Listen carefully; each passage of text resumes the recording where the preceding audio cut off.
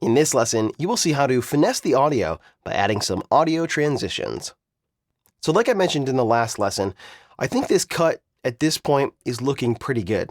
But some of these audio transitions are not very nice sounding. They sound a little abrupt and a little rough around the edges.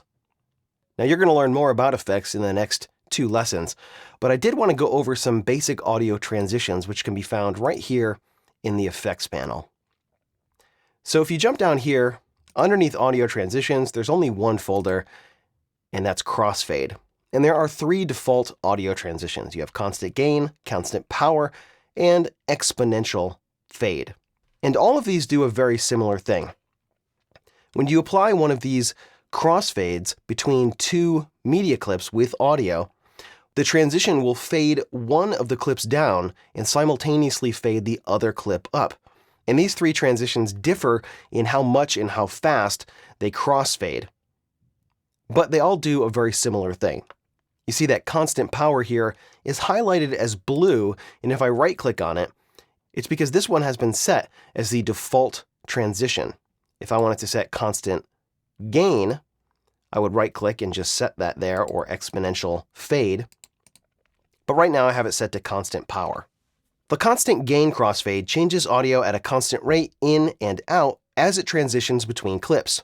This crossfade can sometimes sound abrupt, so that one I don't really use.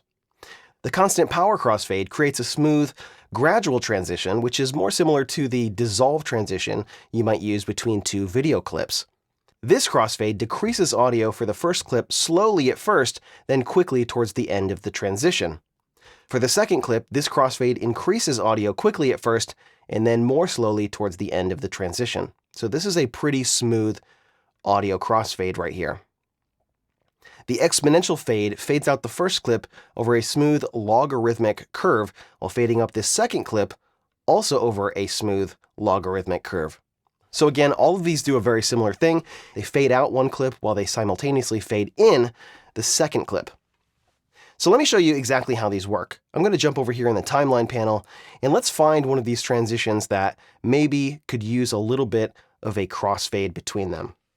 So I'm going to zoom in here right on the playhead with the plus key, and I'll play this little bit right here. Best of all, easy.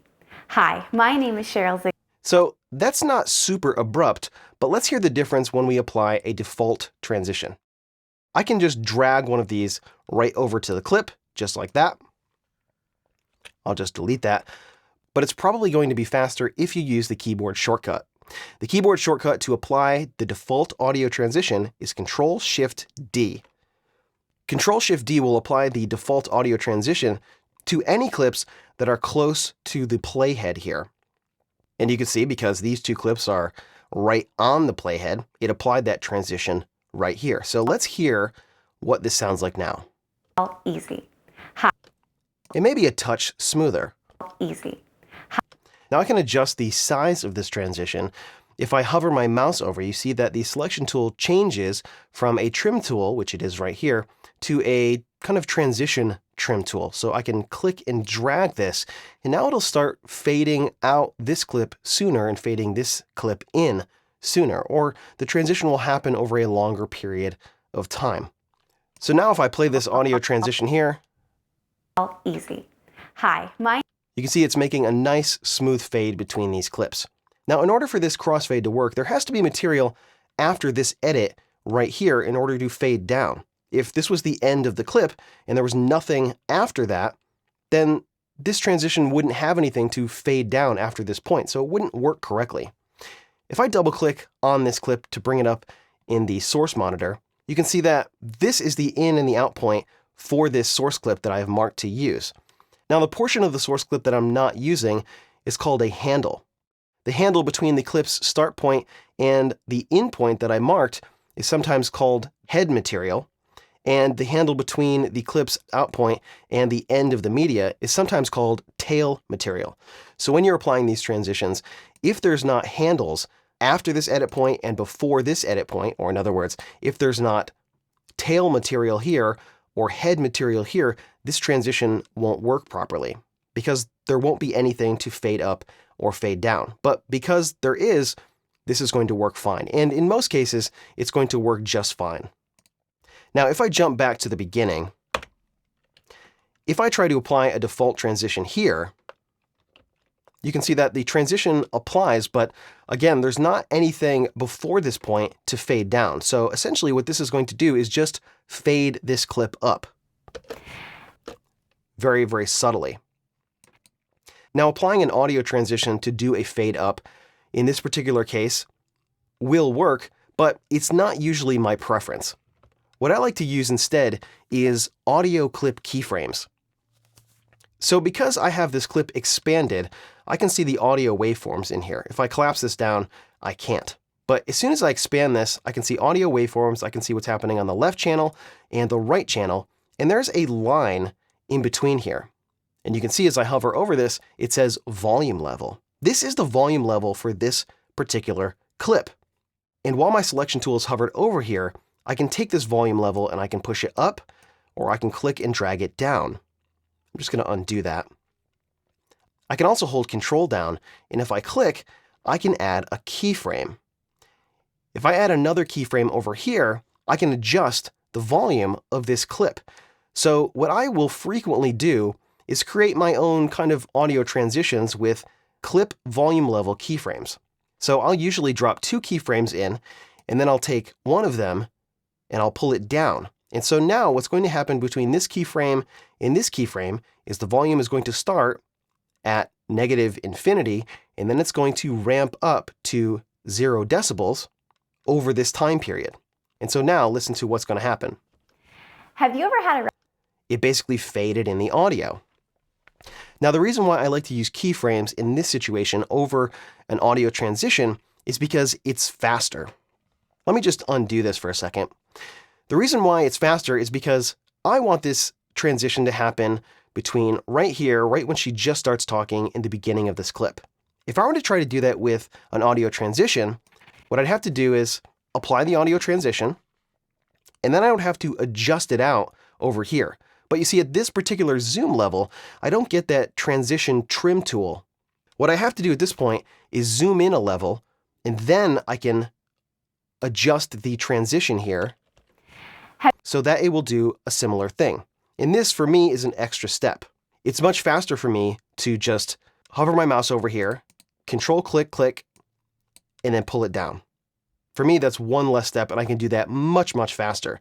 And now, if I want to make any adjustments to these 2 keyframes, maybe I want to shorten this transition here, so I will hold Shift so that this keyframe snaps to the position that it was previously in. I can move this over to the left. And I can even do that when I'm zoomed way out like this. You can see I can still grab these keyframes and make adjustments, which you cannot do to these transitions here. I cannot grab this transition and make an adjustment. Now, I still can get to the transition adjustment from here, but I have to go over here to the effects controls. And because I have this transition selected, now I can jump up here and I can make an adjustment to it. Now, all of these methods are completely valid and they're completely useful. I'm just showing you my preference. For fades at the beginning and the end of media clips, I typically will use clip volume keyframes. So let's keep playing here and see what we can do to clean up the rest of the audio here. bakery style chocolate chip cookies. First, you can see that transition does not sound super hot. So what I would probably do is see if there's enough audio here to extend this so we keep that kind of low-level background noise in there, but we'll massage it a little bit. Chip cookies. First, I'm going to apply a default audio transition right here, and then see how that sounds. First, let's go over... I think that sounds pretty good, but I'd probably want to make this a little bit bigger. So what I would do is jump up here to the Effects Controls panel and maybe pull this back a little bit.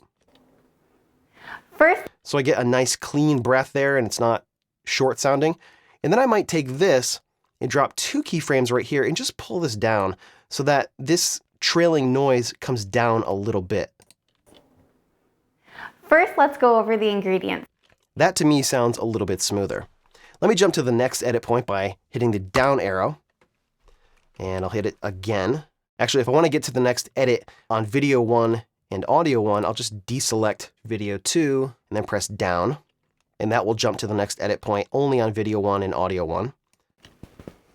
Before you start a So that sounds a little bit funny as well. Let me try another audio transition here. before you That made it perhaps a little bit smoother, but still there's something not quite right here. Let me just make a little space. I'm going to delete this audio transition, and I'm just going to zoom way up here. You can see on the waveform, it looks like there's a little bit of noise and there's a little bit of junk here in the audio. It looks like there's a little bit of pop or something happens with the microphone right at this point. So there's not a great way to fix this. So what I might do is put 2 keyframes here and 2 keyframes here. I won't fade them all the way down, but I will reduce the intensity in this transition. before you start assembling And that, to me, sounds just a little bit better. It sounds like this whole audio track on all these clips could use just a hair of denoising. But for right now, I think these audio transitions will help a lot. There's certainly a lot more to learn about working with audio in Premiere, but with these 2 things, audio transitions and clip volume keyframes, you can very quickly massage the transition between your clips and make the audio sound much smoother. In the next lesson, you're going to get a brief overview of the video effects available in Adobe Premiere Pro.